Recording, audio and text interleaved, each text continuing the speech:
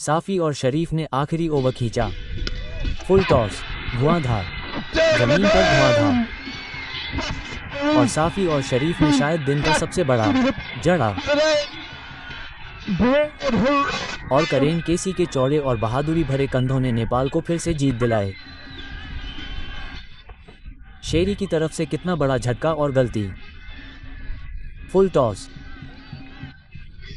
इसे हिट करना ही था और करेन केसी को ज्यादा न्योते की जरूरत नहीं थी। यह एक और गेंद है जो खो सकती है या इसे खोजने में काफी समय लगेगा। लेकिन क्या शॉट था। और शेरी, वो अपने आखिरी ओवर में काफी चुस्त थे।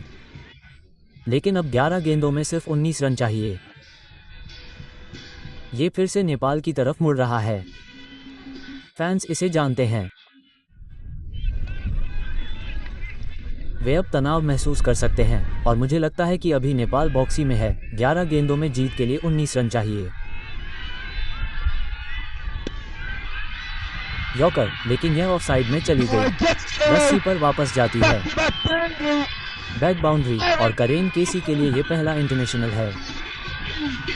वे अभी प्रशंसकों को खेल की सतह से दूर नहीं रख सकते। उन्होंने 35 गेंदों में यह मुकाम हासिल किया है। नेपाल से हम शायद ही कभी वापसी देख रहे होंगे। और दिल के बच्चे, खैर, वे फिर से वही कर रहे हैं। वे निश्चित रूप से कर रहे हैं। यह एक शानदार गेंद थी जिसमें वाइड यॉर्कर था। इससे कोई फर्क नहीं पड़ा। उन्होंने इसे बिल्कुल परफेक्ट टाइम किया। हालांकि लेग साइड में डीप में प्रोटेक्शन था।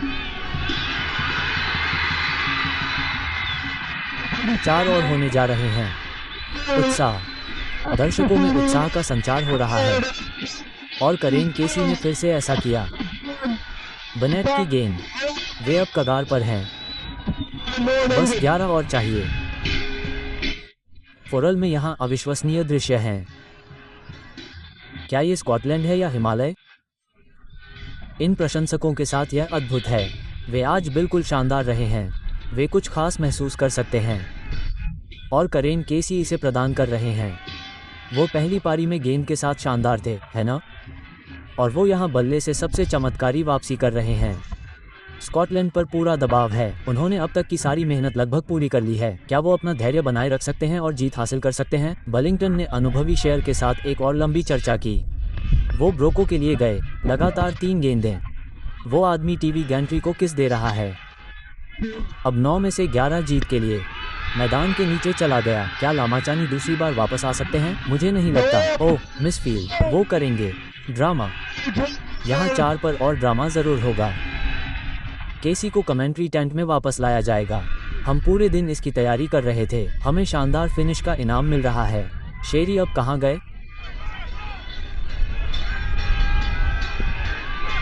बस पता है कि उन्हें जीत की जरूरत थी। बड़ा स्विंग और चूक। स्ट्राइक पर करेन केसी। मैदान के नीचे कम से कम सिंगल तो मिलेगा। क्या वो दूसरा लेंगे? वो लेते हैं।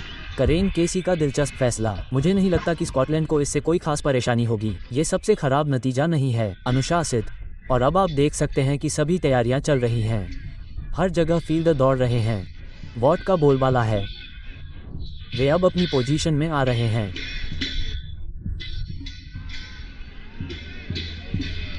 लेकिन ये बहुत बड़ा ओवर है।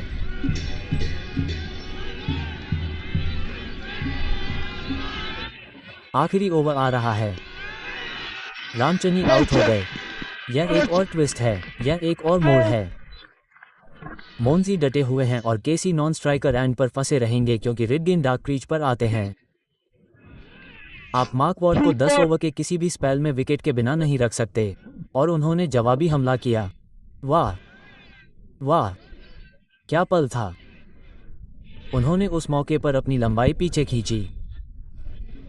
लेकिन जॉर्ज मोन्जी का शानदार कैच, पूरी तरह से स्ट्रेच डाइविंग करते हुए सुरक्षित जोड़ी। इस खेल से हमें और क्या मिल सकता है? मशानी लगभग असहनीय है क्योंकि वो 5 रन बनाकर आउट हो गया। करेन केसी नॉन स्ट्राइकर एंड पर आउट हो गए। इस समय वो कुछ नहीं कर सकता। लेकिन देखिए, अब बल्ला लेकर उसे अपनी भूमिका निभानी होगी। उसे केसी को अहम मौके पर आउट करने का रास्ता खोजना होगा।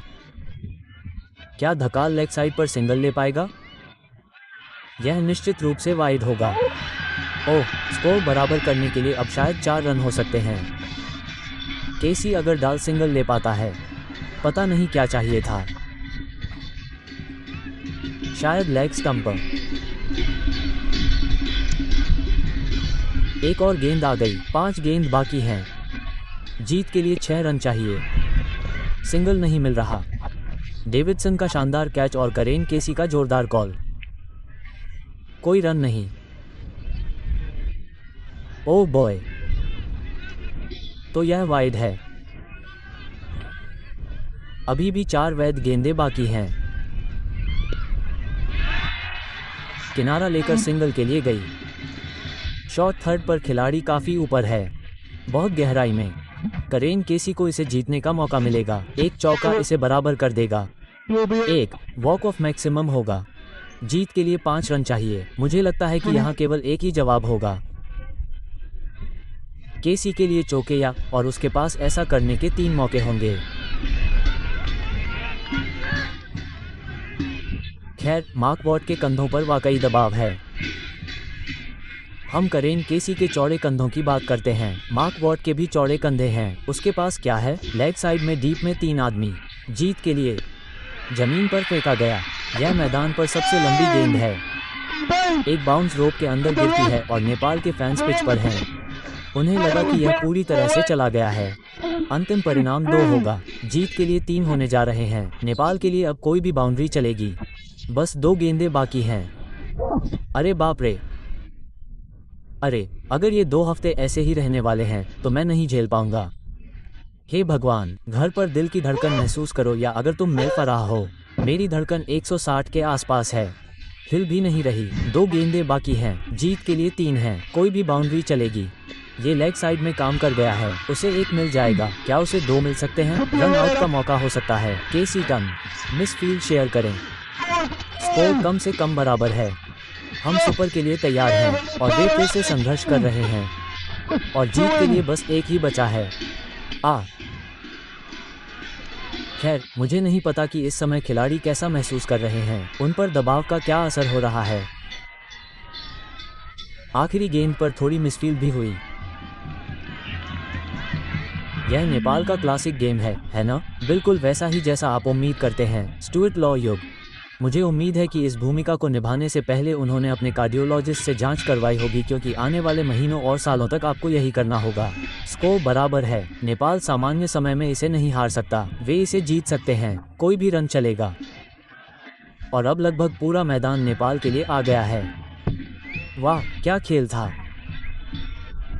हम 210 दिनों के बाद एक दिवसीय क्रिकेट में एक असाधारण वापसी देख रहे हैं। हम किसी तरह दूसरी पारी की 300वीं और आखिरी गेंद तक पहुंच रहे हैं और नेपाल के हाथ में कम से कम एक सुपर ओवर है। हाँ है, और ऐसा लग रहा था कि यह उनके हाथ से काफ़ी समय से निकल चुका है। वे गेंदबाजी करते समय और अब बल्लेबाजी करते समय दोनों ही बार कोई न कोई रास्ता खोज ही रहे थे ताकि वे इस खेल में वापसी कर सकें। आत्मविश्वास था, प्रतिभा तो थी ही, और करेन केसी की शानदार पारी ने इसे खत्म कर दिया। उन्हें एक और काम करना है। उनके पास एक गेंद बाकी है। अब वे उन्हें घर तक पहुंचा सकते हैं। सर्कल में हर जगह फील्डर मौजूद हैं। 5 या वास्तव में 6 सिंगल काट रहे हैं। कैच पर डीप बॉल में सिर्फ 3 बचे हैं। तो चलिए शुरू करते हैं। क्या ये सुपर ओवर होगा या नेपाल इसे जीत सकता है? कीपर ने गेंद गिरा दी। हम सुपर ओवर में जा रहे हैं। वास्तव में इसने हमें वाइड दी है। नेपाल जीत गया। नेपाल जीत गया। नेपाल जीत गया। उन्होंने किसी तरह सबसे उल्लेखनीय परिस्थितियों में जीत हासिल की है। अंपायर ने बहुत देर लगाई और दर्शकों ने मैदान पर हुजूम लगा दिया। वे बोल्ड नहीं होंगे या शायद होंगे, मुझे नहीं पता, लेकिन एक बात तो तय है, कैरन जेसी हीरो हैं। वे 65 रन बनाकर नाबाद रहेंगे। 4 या 5 नेपाली फैंस के मैदान पर उमड़ने से नाटकीय और असाधारण दृश्य।